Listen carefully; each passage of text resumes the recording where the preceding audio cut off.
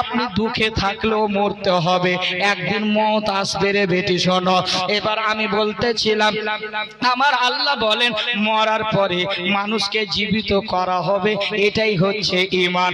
বাবারে এবার চলুন, আমার আল্লাহ পবিত্র কোরআনের মধ্যে ঘোষণা তো দিলেন, কিন্তু আমার আল্লাহ বলে বান্দা শোনো, মরার পরে ছুটি হবে না, হবে না, হাসরের ময়দান কায়েম হবে, যেই জায়গায় কোনো একটা গাছপালা হবে না, বৃক্ষের ছায়া পাবে না। এই পৃথিবীর জমিনে থেকে আমরা অনেক ছায়া খুঁজে বেড়াই, আমরা একটু যদি সূর্যের তাপ গরম হয়ে যায় আমরা গাছের তলায় গিয়ে লুকাই, আরে বাপরে পিঠটা পুড়ে গেল, একটু ফ্রিজে জল দাও, চেষ্টা পেয়েছে। আল্লাহু আকবার। কিয়ামতে হাসরের ময়দানে যখন হাসর কায়েম হবে, মানুষ কবরে যারা আছিল 50 বছর 100 বছর ধরে, তারা উলঙ্গ অবস্থায় দৌড় মারবে, কেউ কাপড় পরিধান করে থাকবে না রে বিটি। মা খালারা শুনে রাখো, কেউ ওই দিন কাপড় পরিধান করে থাকবে না, উলঙ্গ অবস্থায় দৌড় মারবে। বলে বেটা মুফতি সাহেব কেন উলঙ্গ, তাহলে দুনিয়াতে কেন কাপড় পরিধান? জি জি, কাপড় পরিধান দুনিয়াতে আমরা জেনা থেকে যেন বাঁচি, কিন্তু ওখানে কেউ কাউর দিকে তাকাবে না, কেউ ঘুঁট্ট বারাবার গুনাতে ডুবে যাবে, কেউ হাঁটু বারাবার গুনাতে ডুবে যাবে, কেউ গলা বারাবার ডুবে যাবে, সবাই দৌড় মারবে, দৌড় হাসরের ময়দানের দিকে। আল্লাহু আকবার। যেই ময়দানে একটা গাছপালা থাকবে না, আপনার সূর্যটা এত দূরে দেখা যায় যেন মুঠোন হাতের উপরে চলে আসবে, আপনার যখন মাথার উপরে পড়বে সূর্যের তাপ, মাথার মগজগুলো গলে যাবে। যেরকম মা বোনেরা ভাত রান্না করে, যেরকম পানিটা ফোটে ফোটে, ওই রকম করে মাথার মগজগুলো গলে যাবে।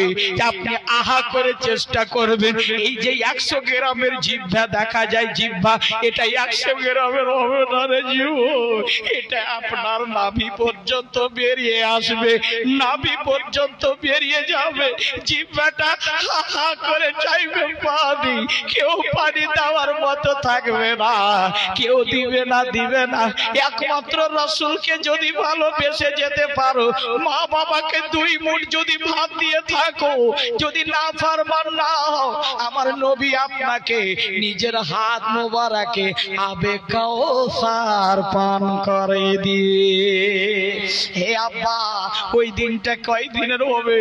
1 দিনের হবে না, 2 দিনের হবে, 1 দিনের হবে না, 2 দিনের হবে না, ওই দিনটা হবে 50,000 বছরের দিন হবে। আল্লাহু আকবার বলেন, আর একটু বলেন, কয় দিনে?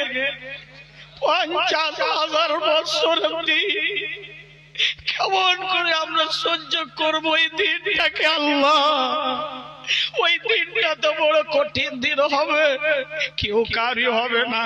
আমার আল্লাহ বলছেন, এই যে দেখে ইয়াউমা লা ইয়ানফাউ মালু ওয়ালা বানুন, আল্লাহ বলছেন জিস দিন না মাল কাম আয়েগা, ওই দিন এমন দিন হবে না টাকা কাজে আসবে, না বউ কাজে আসবে, না বেটা, না বউ, না মা, না ভাবি, কেউ কাজে আসবে না, কিছুই কাজে আসবে না।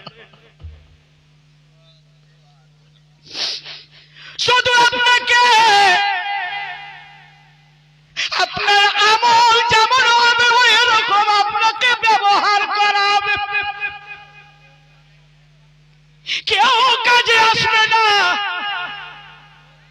এর মায়েরা, আমার বেটিরা, রাত্রের বেলা শুনে যাও, আল্লাহ পাক পবিত্র কোরআনে বলছেন, কি বললেন?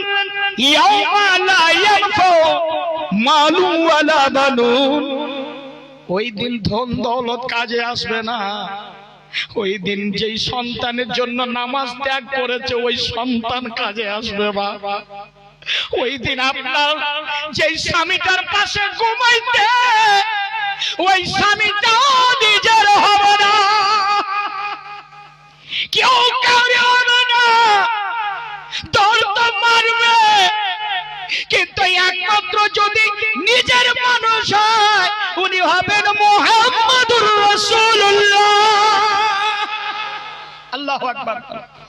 নবীকে ভালোবাসতে হবে।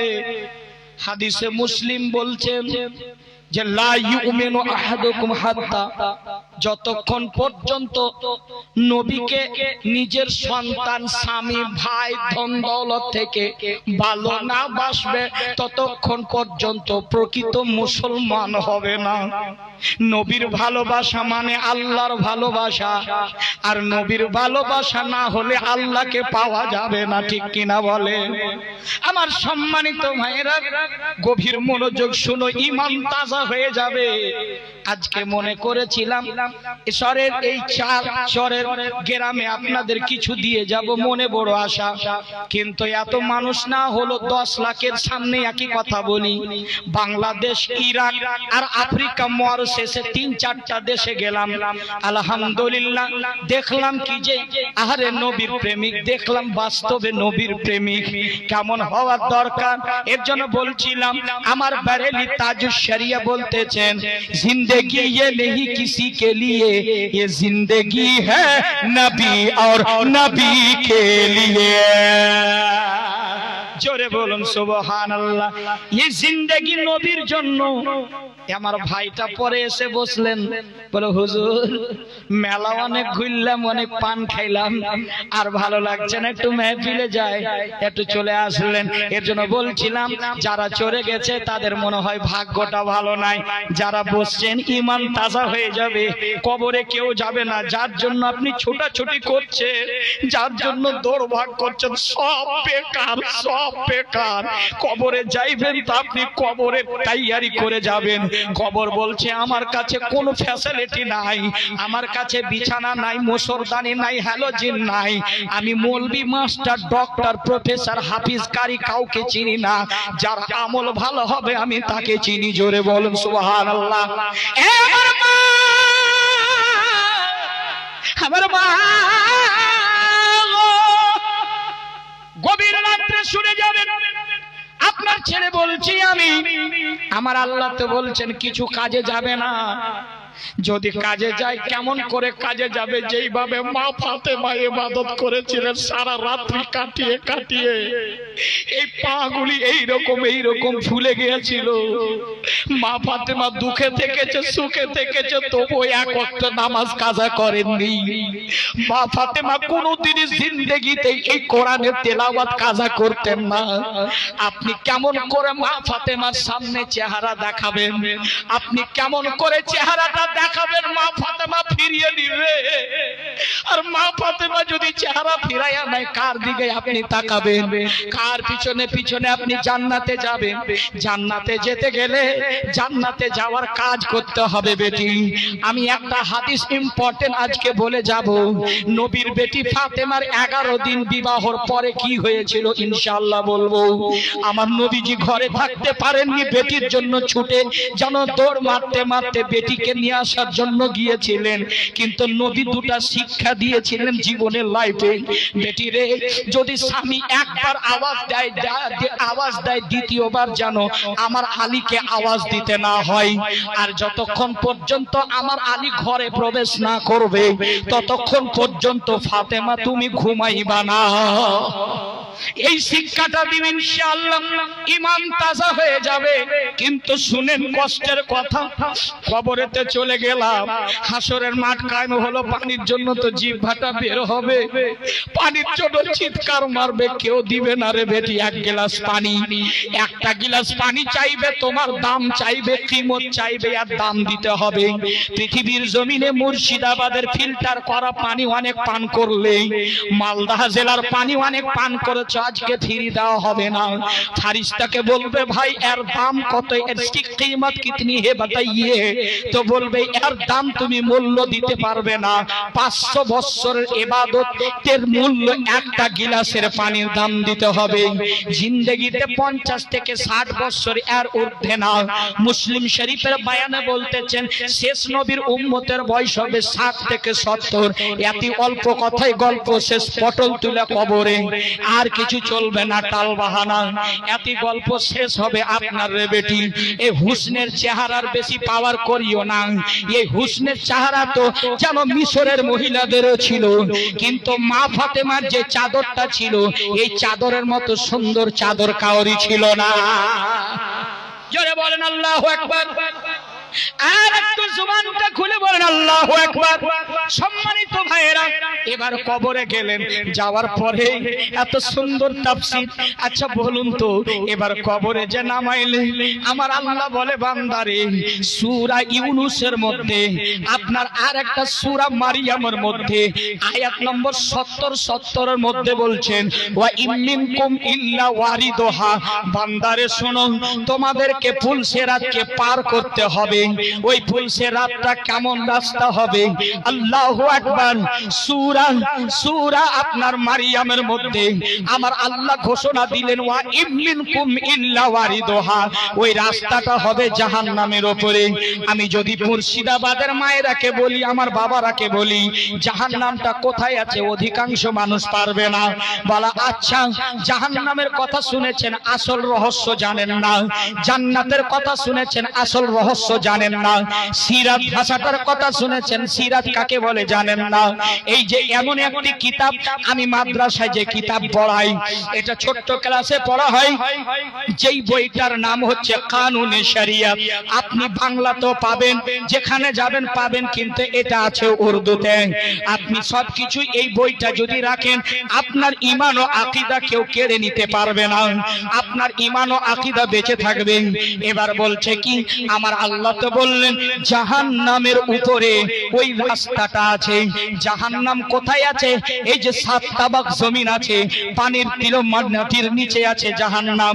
আর ওই জাহান্নামের উপরে একটা ব্রিজ আছে, ব্রিজ যেটাকে পুল বলা হয়, পুলসিরাত। ওই রাস্তাটা আছে ওয়া মিনকুম ইল্লা ওয়ারিদুহা, সকল মানুষকে ওই রাস্তায় চলতে হবে রে বেটে, কেউ ছাড় পাবে না, একদিন চলতে হবে ওই রাস্তা। রাস্তাটা জাহান্নামের উপরে আছে। আল্লাহর নবীজি, মায়ার নবীজি বক্তব্য দিতে আছেন, সাহাবারা চোখের পানি ফেলে দিলেন, বলে ইয়া রাসূলুল্লাহ, ওই রাস্তাটা কেমন করে পার হওয়া যায়, কত দিনের রাস্তা একটু বলবেন। আমার নবীজি, মায়ার নবীজি রিসালাতি জুবানি বলছেন, সাহাবারা ওই রাস্তাটা একদিনের না, 2 দিনের না, 3 দিনের না, 4 দিনের না, ওই রাস্তাটা আছে 30,000 বছরের রাস্তা। একটু আল্লাহু আকবার বলেন, আর একটু জবান ছেড়ে বলেন আল্লাহু আকবার, আর একটু জোরে বলেন মারহাবা। কত বছরের বললাম? আমার নবীজি বলতেছে 30,000 বছরের রাস্তা। আমার সাহাবারা বলছেন, নবী গো 30,000 তো বুঝতে পারলাম গো আকা মুস্তাফা, কিন্তু 30,000 বছরের রাস্তা উমর কেটে যাবে, পার হওয়া যাবে না। কিন্তু ওই রাস্তাটা ধরন কেমন হবে? হালকা হবে না, পাতলা হবে না, চওড়া হবে? একটু বলো না। আপনার ভগবান গোলার রোডের মতন হবে? কি রকম হবে একটু বলে দেন। আমার রাসূলে কায়নাত বলতেছেন, হে মা শুনুন শুনুন, আমার নবীজি বলতেছেন, ওই রাস্তাটা এমন হবে চুলের চাইতে চিকন আর তালোয়ারের চাইতে ধারালো রাস্তা। ওই রাস্তা দিয়ে আপনাকে আমাকে চলতে হবে। পারবেন?